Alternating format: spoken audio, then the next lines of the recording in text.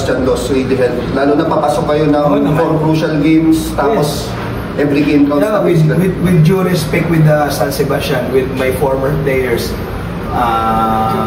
Julian De La Rama and Ian Cuao, I'm happy for them. Diba? Kasi kung nandito sila, hindi ko mabibigay yung opportunity na yun. Hindi naman ako madamot, and nag-usap naman kami, and it helps a lot with that.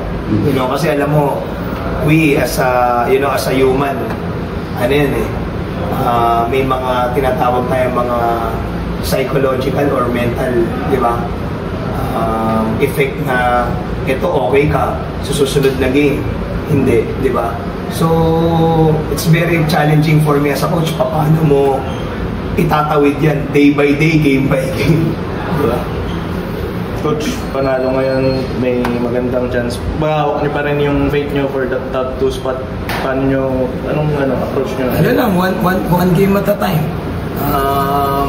Prepare naman kami sa San Beda.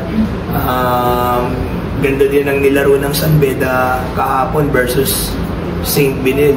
So we need to limit them, especially sa Honya, Miller. Yan yung mga key factors bakit kami natalo yung first meeting namin So yun, intindihin pa namin kung ano pang ginagawa nila, anong gustong itakbo na San Beda, and limitahan lang namin yun. Baka meron kaming good chance ulit katulad ditong GR. Coach, about